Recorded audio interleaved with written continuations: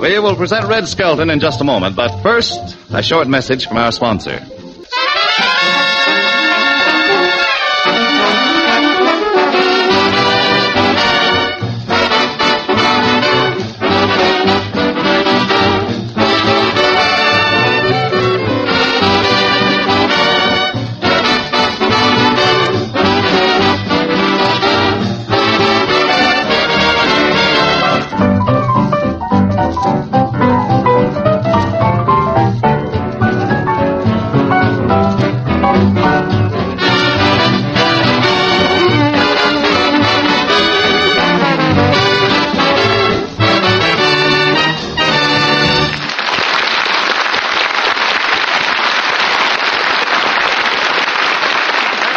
Nelson's modern streamlined version of an old favorite, Irving Berlin's Remember. And here is Metro-Goldwyn-Mayer's modern streamlined young comedian, the star of our show, Red Skelton.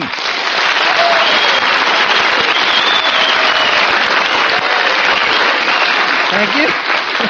Thank you very much, and good evening, ladies and gentlemen. How do you feel tonight, Truman? Oh, swell. Hello, Red. Say, are you fully recovered from that big party you gave the other night? Yeah, wasn't that some party, huh? It sure was. Boy, oh boy. Say, I hope you didn't mind when I spilled that root beer all over the rug. No, I didn't care. I managed to squeeze it all back in the bottle. We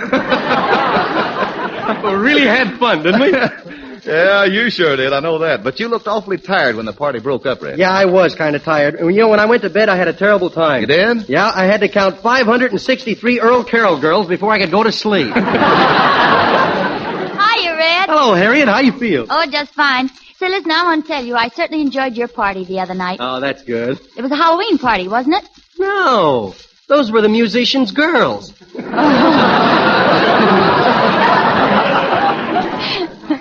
Say, did you see that one girl the drummer was with? Wasn't she bow-legged, huh? Of course, it was her own fault for being so bow-legged. She hitchhiked out here on oil trucks. Oh,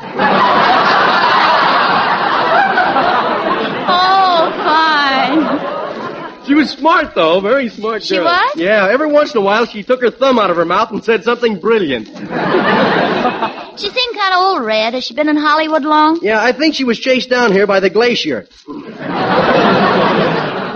But anyway, as she arrived at the party, she acted very well-bred. Mm-hmm. She arrived well-bred and went home sliced. Yeah. Hello, friends. How are all my dear, dear friends tonight?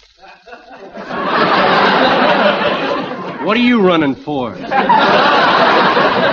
Now, Red, you know, I sure had fun at your party. There's nothing like a good old housewarming to bring people closer together. Yeah, I see you've never been in a bargain basement on Dollar Day. Listen, Ozzie, about that party the other night, I got a bone to pick with you. You mean we didn't eat everything? No, not that. It's about your drummer. I thought he was very ill-mannered at the table. Oh, I wouldn't say that. Well, I would. It's the first time I ever saw anybody siphon soup. Yeah, that was bad. I don't know what got into my boys at your party. It certainly wasn't food. You mean they were still hungry after dinner? Hungry? Why, they cleaned up everything on their plates, and then they got into an argument about whether the trombone player would be better grilled or fried. Well, I saw him later, and he was fried. But listen, Ozzie, did you really like my party? Oh, it was just peachy. Did you like the sandwiches? Just peachy. And the drinks? Peachy. Well, did you like that girl I got for you?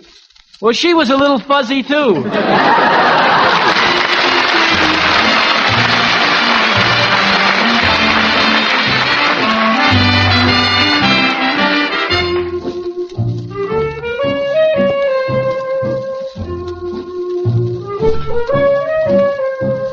While walking down the street, I chanced to meet a friend of mine who leads a band. Who doesn't nowadays? Quiet, Harriet. He seemed a bit perplexed. In fact, I'd say completely vexed. And when I tell you what was wrong, you'll understand. I said, my friend, you're looking rather on the worried side. He heaved a heavy sigh and then replied, I'm looking for a guy who plays alto and baritone and doubles on a clarinet and wears a size 37 suit. Of course, we'd expect him to do some arranging and perhaps a bit of copying and double oboe and some flute. He may sing the vocals just in case we get stuck. Oh, yes, and he's the guy who shines the shoes and drives the truck. I'm looking for a guy who plays alto and baritone and doubles on a clarinet and wears a size 37 suit.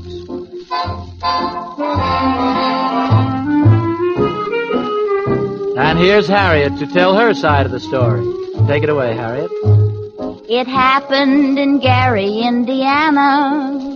We were playing a one-night stand. As Ozzie tapped off number 3, a gal stepped up and said to me, I'd like a good look at the members of your band. I'm looking for a certain young musician. I met him at a dance a year ago. I don't recall if he was with BG or Tommy D, but I'll tell you all about him so you'll know. I'm looking for a guy who plays alto and baritone and doubles on a clarinet and wears a size 37 suit. I can't find him listed in Downbeat or Metronome, Billboard or Variety, but oh my goodness, was he cute. I can't remember if his hair was dark or light, 'cause he didn't take his hat off when he kissed me goodnight. I'm looking for a guy who plays alto and baritone and doubles on a clarinet and wears a size 37 suit.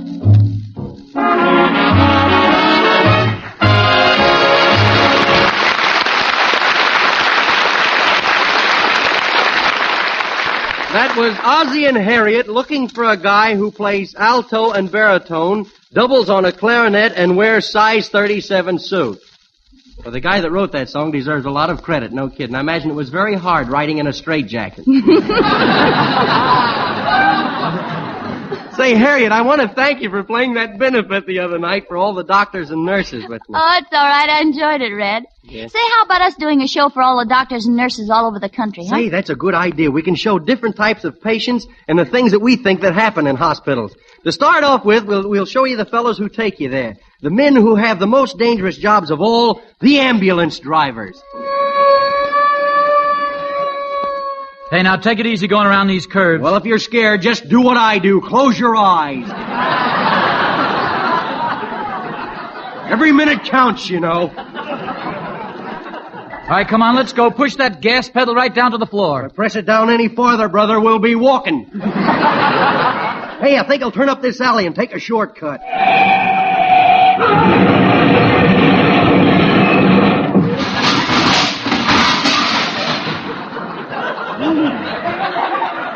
A one-way alley.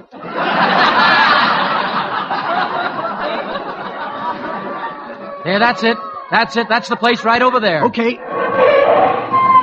Come on, hurry. There's no time to lose. Well, what do you want? Make it 2 hamburgers and hurry. We gotta get right back.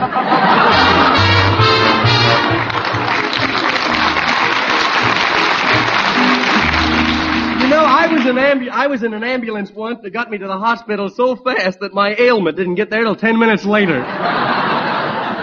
Say, Red, did you ever see one of those doctors who's always busy? I'll tell you what, you be the doctor and I'll be the nurse, huh? Okay, we'll do that one. Oh, good morning, the nurse. Good morning, doctor. What's cooking? The patients, they've all got fever. By the way, how's your patient with a broken leg? He's doing much better today. He was chasing the nurse all around the room. He always did that. I know, but today he caught her.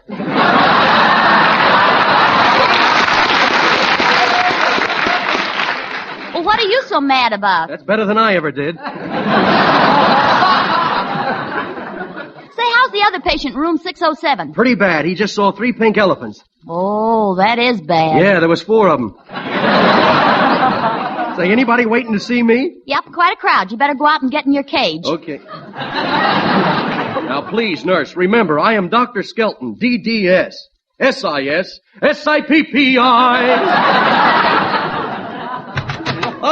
Good morning there, Dr. Jekyll. My, you look pretty happy today. Yes, I'm in a good mood today. On my way over to the hospital, I ate 3 good humor men. Really? Well, how do you feel? Oh, just fine.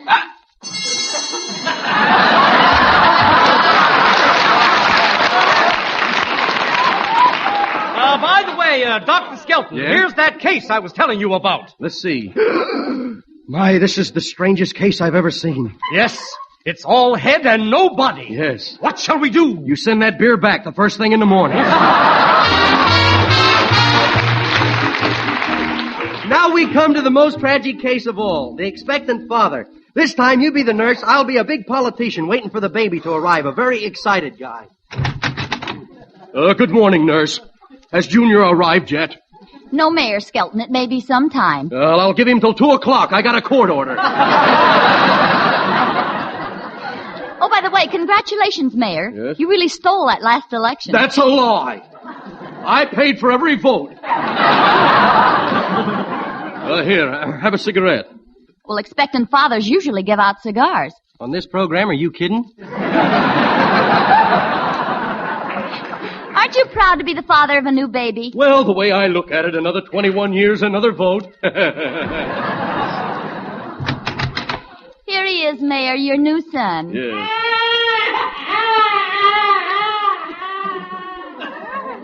Republican.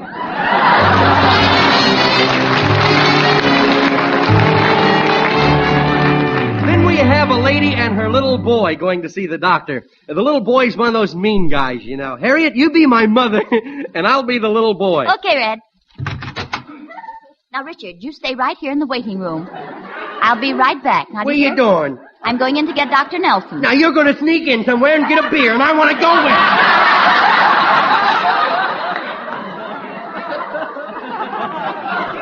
I'll be right back. Now, you did that last night, and you went to a bingo game, and I want to go.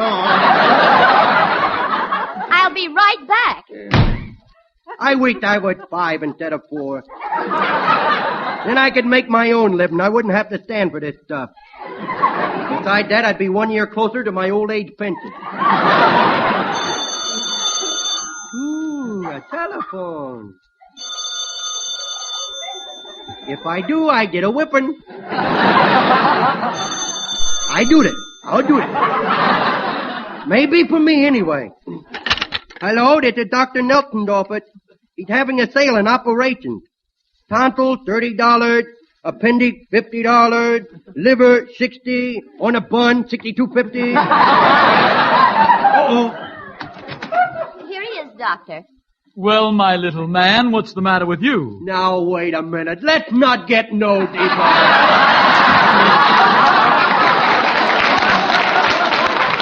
Well, Doctor, I'll tell you. He's been swallowing things again. Yesterday he swallowed 2 nickels, and today he swallowed 2 nickels and a dime. What's he got down there, a turnstile? Well, after all, that's nothing. Here, let me see. Why, what he has is a case of hives. Yes, hives, that's all he has. I'll give him a little castor oil. You and who else? Here now, take this castor oil. Now, wait a minute. Had it been cut? No. Well, then put something in it. I can't drink it straight, buddy. I won't drink it not you picked it like a cocktail. Well, I'll hold his nose. I don't care. Go ahead. Hold my nose. Go ahead. Fix it so I can't breathe. Go ahead. I dare you. Go on. Bust my eardrums. Go ahead. I'll sue you for every nickel you die. Oh, Richard, what can Mother do to get you to drink this? Well, throw in some finish to kill the taste of the castor oil. Then throw in a strawberry to kill the taste of the finish. Yes, but this is November. We can't have strawberries until next May. Okay, then throw me a magazine. I'll wait.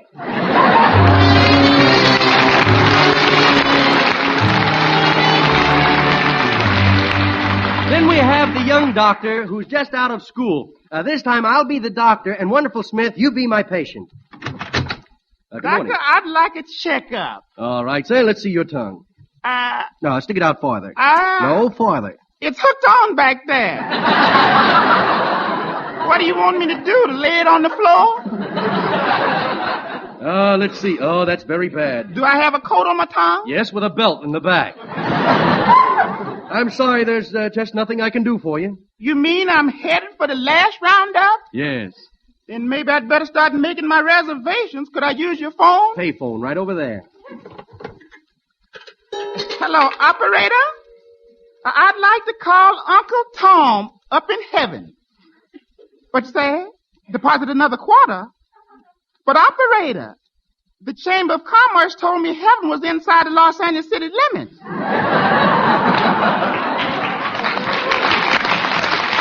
Thanks. Hello, Uncle Tom? This is wonderful. Yeah, Wonderful Smith. What's that? No, I don't feel so very good. By the way, did Grandpa make it okay? Yes, it was kind of sudden. He trumped Grandma's A's. You say you gotta hang up. Oh, you got to polish the golden stars and a few hundred stars. How come you gotta do so much work? Oh, short of help up there. Hey, ask him if my brother made it. He's a big politician. Oh, hello, Uncle Tom. Did a politician by the name of Skelton make it? Oh, you haven't had a politician up there for the past 30 years. Well, listen, Uncle Tom, I called to see if you would make a reservation. Yeah, I would like a room with a halo and a good view of the earth. Yeah, well, tell me, are the girls pretty up there? Oh, if you think about women, you'll lose your wings. You mean you can't even think about sweet Georgia Brown? Yes, Uncle Tom, you're right. She was pretty. Yeah, you sure had some fun with that gal. Hello, Uncle Tom? Oh, my goodness, Uncle Tom has been grounded. That was Beat It Out, which Ozzie and Harriet introduced in the new Columbia picture, Sweethearts on the Campus. And it's a very good picture, too. Say, Truman, I got a swell idea for the introduction for the commercial tonight. Well, you know me, Red. Commercial-minded me. Let's have it. Yeah, all right. Well, now, look, I come up and I say, Truman, why do they call Raleigh's the cigarette? See? And you say, I don't know, then I give you a snapper. Uh-oh. Well, something tells me I shouldn't do this, but go ahead. All right. Say, Truman, do you know why they call Raleigh's the cigarette? No, Red. Why are Raleigh's called the cigarettes? Because they give you such beautiful premium.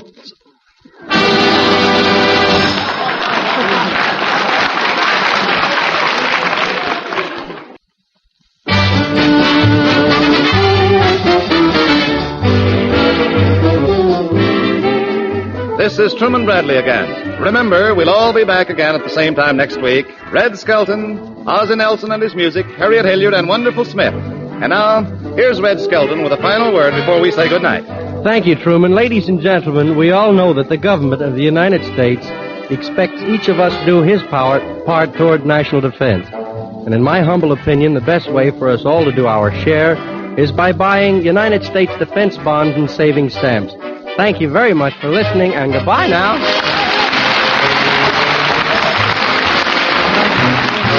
Red Skelton appears on this program through the courtesy of Metro-Goldwyn-Mayer. This is the Red Network of the National Broadcasting Company.